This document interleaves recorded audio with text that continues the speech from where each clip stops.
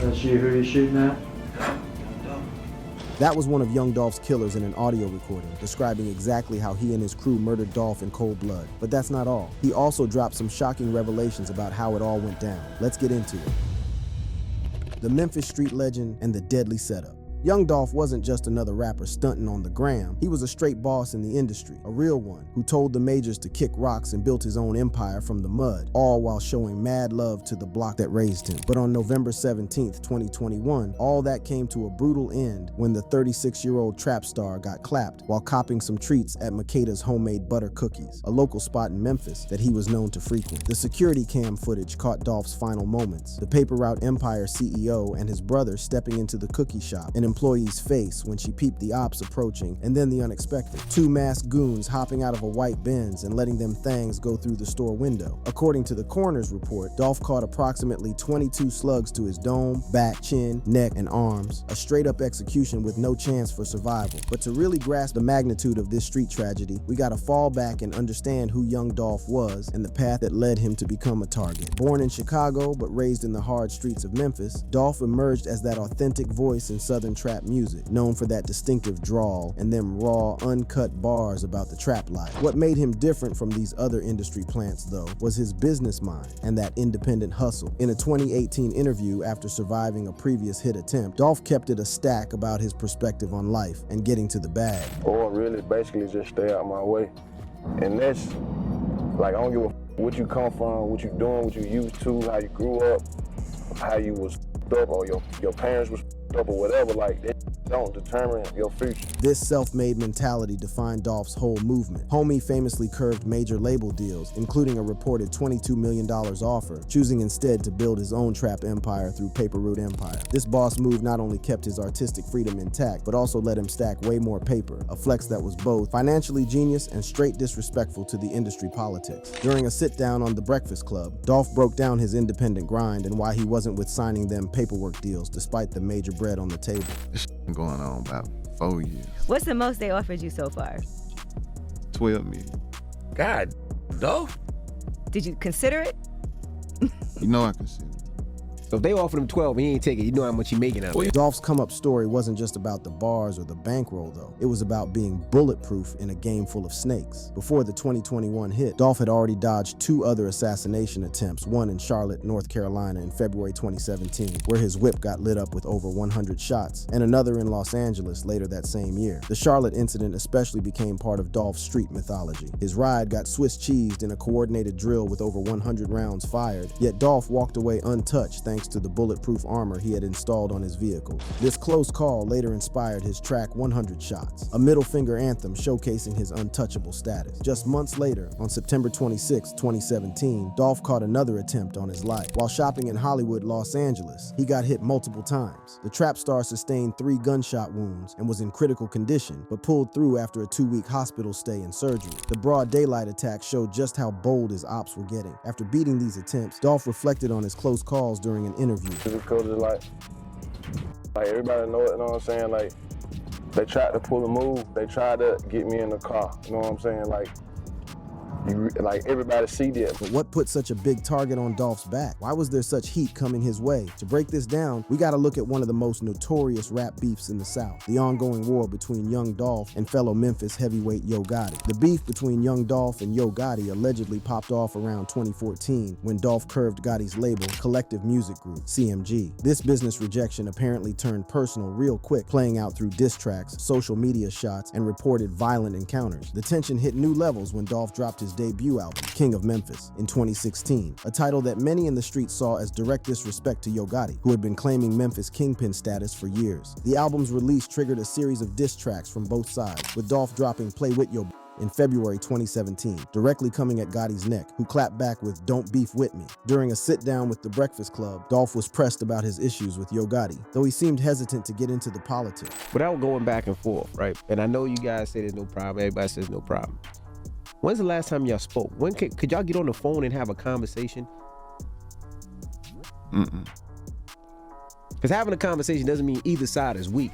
It just means that you guys want to continue to the bread. As the beef heated up, so did the gunplay. The February 2017 Charlotte shooting came right after Dolph's diss track drop, making many connect the dots. After that incident, Black Youngster, a CMG signee, got booked in connection with the shooting, but later got his charges dropped. The September 2017 Hollywood shooting raised more eyebrows when Yo Gotti initially got named as a person of interest. However, LAPD quickly cleared him. Instead, Corey McClendon, reportedly Gotti's homie, got locked up and charged with attempted murder, though he too was released the next day with no charges sticking. Fast forward to November 17, 2021, the day young Dolph got murked in Memphis. He had come back to his hood to do his annual Thanksgiving turkey drive, a charitable tradition he started to give back to the block. According to people close to the situation, Dolph had been visiting family battling health issues and stopped at Makeda's to grab some of them cookies he always with. What makes this tragedy hit different is that in what would be one of his final interviews, Dolph spoke about giving back and his connection to the streets that made him. So just kind of tell me why we're here right now. Why is this important? I decided to visit West Cancer Center, the clinic today, just to show my appreciation for like over the years. I had several family members to come through here and been patients of this clinic, so I just really wanted to show up and show them my support, show them my like how thankful I am just for them being them. I know it's been a tough past few years. This interview, likely his last one ever, shows the real one behind the music, someone who stayed loyal to his hood and family, making his murder that much more cold-blooded for everyone who knew him and the countless fans who looked up to his independent grind. As news of Dolph's murder spread, the whole rap game and beyond started mourning the loss of a true street legend and a self-made success story. Memphis Mayor Jim Strickland addressed the killing, highlighting the city's ongoing battle with street violence and the major loss of one of its most successful sons. The investigation into Dolph's murder moved quick. The white Benz used in the hit was found abandoned in Orange Mound, a hood in Memphis, and security footage of the shooters got released to the public. Within months, the police had identified several suspects allegedly involved in the deadly setup. One of the accused, Justin Johnson, aka Straight Drop, an aspiring rapper, got booked in January 2022 after a nationwide manhunt. Around the same time, Cornelius Smith also got snatched up and hit with first-degree murder and other related charges. Later in 2022, the authorities locked up Hernandez Govan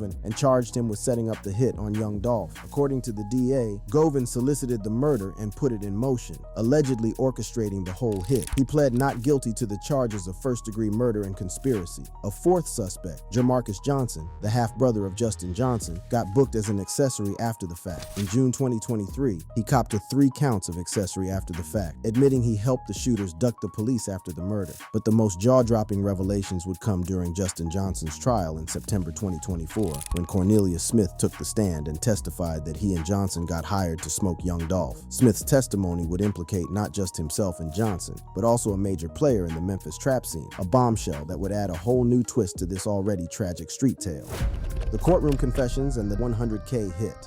The trial of Justin Johnson kicked off on September 23, 2024, almost 3 years after young Dolph got body bagged. By this time, the case had already got the streets talking, but what went down in that courtroom would send shockwaves through the whole trap community and beyond. The most explosive testimony came from Cornelius Smith, Johnson's co-defendant, who flipped and decided to snitch against his alleged partner in crime. Taking the stand, Smith dropped the bombshell that he and Johnson were promised $100,000 by Anthony Big Jook Mims, Yo Gotti's blood brother, to murk young Dolph. According to Smith's testimony, the bag was supposed to be split, with $40K each for the triggerman and $20K for Hernandez Govan, who allegedly set up the whole lick. Smith's testimony painted the whole picture of what went down before and after the hit. He claimed that he and Johnson had been stalking Dolph during his turkey drive, spotted his distinctive camo wrap vet, and tailed him to Makeda's. Once there, they executed the plan, with Smith reportedly busting a semi-automatic Draco first, followed by Johnson letting off with a handgun. In one of the coldest details from the testimony,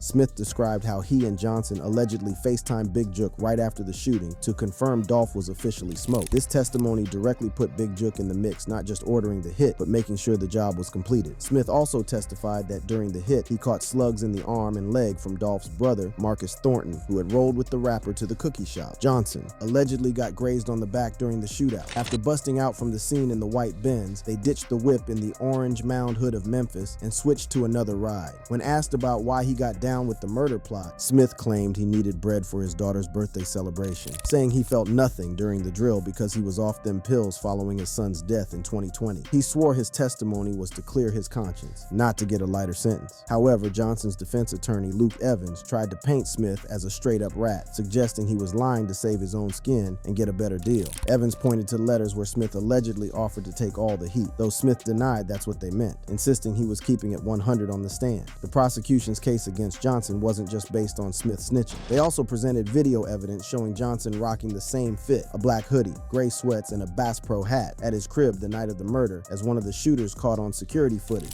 On top of that, phone records showed Johnson was linked to Big Jook and Hernandez Govan before and after the hit. Johnson's defense claimed his DNA wasn't found in the bins used in the shooting, and that just wearing similar drip wasn't enough proof. Evans argued Johnson wasn't even at the scene, but at the end of the day, the jury wasn't buying what they were selling. Meanwhile, the alleged motive for the hit, according to the DA, centered on the long-standing beef between young Dolph and Yo Gotti's crew. The prosecution claimed that Big Jook not only put the bag on Dolph's head, but also promised Johnson a record deal with Collective Music Group, CMG, Yo Gotti's label, if he handled the business. This alleged connection between the murder and the Yo Gotti Young Dolph beef added a whole new layer to what was already a high-profile case. It's important to note, though, that Yo Gotti himself hasn't been charged with any crimes related to Dolph's murder, and he's kept his mouth shut about the allegations against his brother. In a wild twist that makes this whole situation even crazier, Big Jook himself got bodied in January 2024, months before Johnson's trial even started. On January 13th, 2024, Big Jook caught fatal bullets outside Perignon's restaurant in Memphis while attending a repast after a funeral. Another dude got hit too, but lived through it. As of May 2025, nobody's been booked for Big Jook's murder, and the police haven't officially connected it to Dolph's murder, though the streets be talking. The timing of Big Jook getting smoked, right when the cases against Dolph's alleged killers were heading to trial, got people speculating about get back. But without any arrests or official word from the cops linking the two murders, it's all just street talk for now. After hearing all the evidence presented during the trial, on September 26, 2024, the jury found Justin Johnson guilty of first-degree murder, conspiracy to commit first-degree murder, and being a felon with a burner. He got sentenced to life with the possibility of parole for the murder charge, plus another 35 years for the other convictions on November 1st, 2024. Following Johnson's conviction, Jamarcus Johnson, who had already copped to being an accessory after the fact, got 6 years probation on November 22nd, 2024. The DA noted he wasn't directly involved in the actual murking and was used by his brother, which is why he didn't get sent up. As for Cornelius Smith, despite snitching on Johnson, he's still facing charges of first-degree murder and conspiracy. His next court date was set for November 15th, 2024, though as of May 2025, no firm trial date has been locked in. Hernandez Govan, the alleged mastermind behind the hit, curved a plea deal in December 2024, and his trial is on the books for July 28, 2025. Govan got released on $90K bond in May 2023 due to health issues, though he's caught heat for allegedly violating his bond conditions, including taking unauthorized trips. The trials and what came out of them have shined new light on what went down with young Dolph's murder, but they've also raised new questions. If Big Jook really did order the hit, as Smith testified, what was his exact motivation? Was it truly just about the beef between Paper Route Empire and CMG, or was there more to the story? And what about Yo Gotti himself? While he hasn't been implicated in the crime, the allegations against his blood brother have inevitably got people looking at their relationship and the long-standing beef with Dolph. Gotti has stayed ghost on the matter, neither confirming nor denying the allegations that came out during the trial. It's worth noting that in previous interviews, both Dolph and Gotti had downplayed their beef to different degrees. In October 2017, Gotti told The Breakfast Club there was no problem between them, stating, "I don't got no issue. We never had one argument. We never touched each other ever in life." Dolph, however, contradicted this in his own appearance on the show the following month, suggesting there were misunderstandings and disrespect, though he wasn't trying to squash it. During that same interview, when pressed about resolving the beef with Gotti, Dolph kept it real about not faking peace. I can't respect nothing like,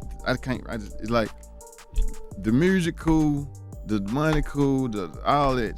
But if I don't respect you, if it's something about you I just don't respect, bro, I can't sit and fake and act like it's all good. The beef between Dolph and Gotti's camp had many layers, involving both personal and street business. Dolph's independent success and "I don't need you" attitude challenged Gotti's power in the Memphis scene, while his refusal to sign with CMG may have been seen as straight disrespect. The diss tracks and public mockery that followed definitely poured gasoline on the fire. But does a rap beef, even a serious one, justify a murder? This question has been central to the conversations around Dolph's death and what came out in the trial. The alleged involvement of Big Jook, if true, suggests what started as music rivalry escalated to real street violence, a tragic but all too familiar scenario in the rap game. It's also worth looking at the bigger picture of violence in hip-hop, especially among artists from the same city battling for the crown. Young Dolph's murder has been compared to other high-profile rap assassinations like Nipsey Hussle and Takeoff, raising questions about conflict resolution and the real consequences when rap beef spills into the streets. The trial and what it revealed has provided some answers but also left many questions hanging. As the legal process continues with the upcoming trials of Smith and Govan, more details might come to light that further explain what led to Dolph's death. But for now, Smith's testimony stands as the most direct finger pointing at Big Jook for the murder. For Young Dolph's family,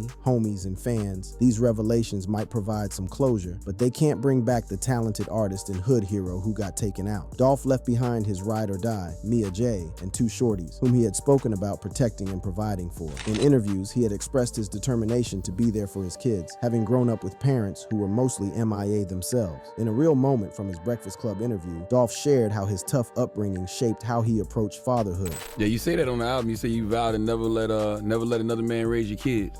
Yeah. The loss of Dolph isn't just an L for the music industry, but also for his blood family and the Memphis hood he proudly repped and gave back to. The trials of those accused of his murder might bring legal justice, but they can't fill the void left by his absence. The legacy, the impact, and the unanswered questions.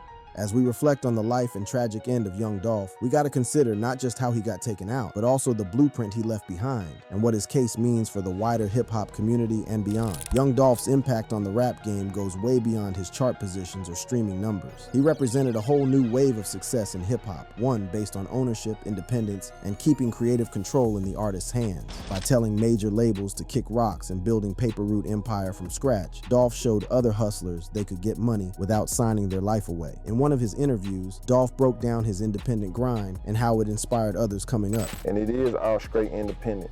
But the only thing I'm doing is being a living testimony to all of everybody, all the rappers, trappers, hustlers, anybody that's getting in this game and ready to get them some M's to take care of their business, dog. You know what I'm saying? And really be into this, and you straight, really about your business, you can do this.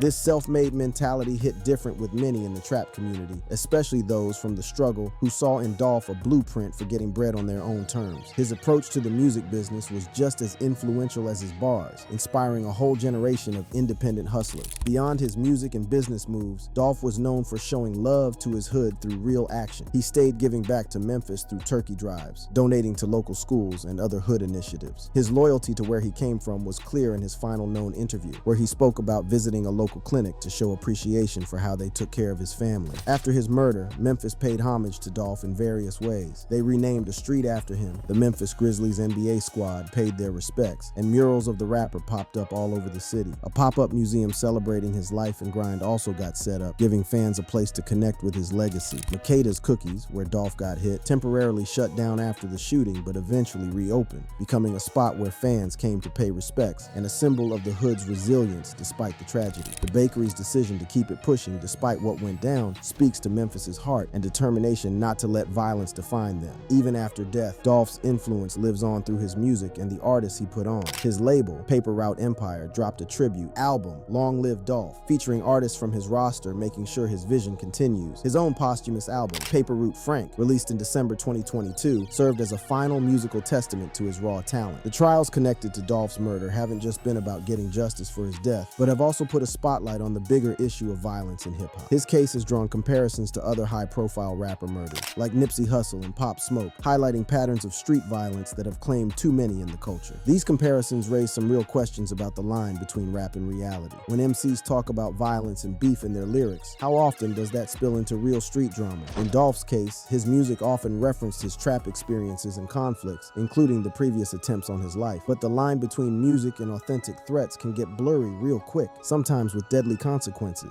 The alleged involvement of Big Jook in ordering Dolph's murder, if that's really how it went down, shows how dangerous it is when rap beef escalates from bars to bullets. It makes you question the culture of conflict in hip-hop and whether there's any real way to squash beef before it turns deadly. It's important to note that Big Jook's own murder in January 2024 adds another crazy layer to this whole saga. While the police haven't officially connected his death to Dolph's murder, the timing, just as the cases against Dolph's alleged killers were heading to court, has the streets talking about possible possible retaliation. The cycle of violence suggested by these events is a harsh reminder of the real-world consequences when beef doesn't get squashed. If Big Jook really did get bodied as payback for his alleged role in Dolph's murder, it represents continuation of a tragic cycle rather than any real resolution. As the legal process continues, with Cornelia Smith still facing trial and Hernandez Govin's case set for July 2025, more details might come out that shed more light on exactly what led to Dolph's murder. However, some questions might never get answered, especially those about the deeper motivations behind the hit. For instance, if Big Jook really did order the hit, was it solely because of the ongoing beef between Dolph and Yo Gotti's camp, or was there more to it that we don't know yet? The rivalry between Paper Route Empire and CMG has been well documented, but was there a specific incident that turned it deadly? And what about that alleged $100K bounty? According to Smith's testimony, he only got $800 before getting booked, suggesting that the promised bag either never got delivered or got interrupted by the quick police response. Smith also claimed Big Jook paid $50K for his legal fees, but nobody's independently confirmed that. The role of Hernandez Govin, the alleged middleman for the hit, also raises questions. Prosecutors claim Govin solicited the murder and put it in motion, but exactly how he was connected to Big Jook and the shooters is still murky. His upcoming trial might shed more light on how he allegedly set up the hit between Big Jook and the gunmen. It's also worth looking at the broader context of Memphis's rap scene and the beef between Young Dolph and Yo Gotti. While their feud has been the most talked about part of this case,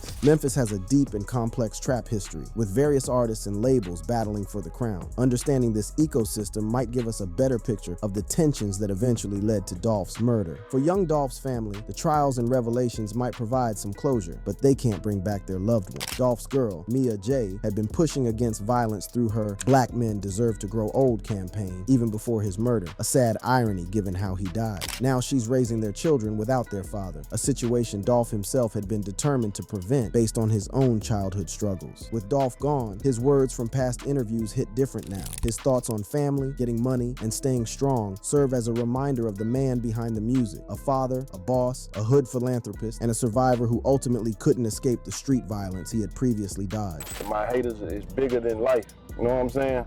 But if you think I'm finna go out like Pac and Biggie, you must be stupid. You know what I'm saying? Like this 2017. The irony of these words, spoken after surviving a previous attempt on his life, is straight crazy. Despite his tough talk and preparations, including them bulletproof whips, Dolph couldn't escape the violence that finally caught up with him. His statement that "you must be stupid to think he would go out there parking Biggie" showed how confident he was about ducking his enemies, a confidence that tragically got shattered on that November day in 2021. As we look at the aftermath of Young Dolph's murder and the ongoing court drama, we gotta consider what this means for the wider hip-hop game and society as a whole. The gun violence that's taken out so many rappers in recent years, from XXXTentacion and Nipsey Hussle to Pop Smoke and now Young Dolph, points to a disturbing pattern that needs serious attention. Many critics try to blame the violent bars in some hip-hop tracks as what leads to real-world beef. But that's a simplistic take that ignores the hard socio-economic conditions that breed violence in many urban hoods. MCs like Dolph often just spit about the harsh realities they've lived through rather than create them from nowhere. Plus, Young Dolph's story actually goes against simple narratives about rap and violence. Despite his street lyrics and trap background, Dolph was also a successful entrepreneur, a dedicated father, and stayed giving back to the hood. His murder happened not during some illegal activity, but while copping cookies in his city, planning to hand out Thanksgiving turkeys to families on hard times. During a sit-down with the Breakfast Club, Dolph spoke about setting up his shorties for success and providing opportunities he never had growing up. In 7 months. So it's just, I'm gonna raise them right.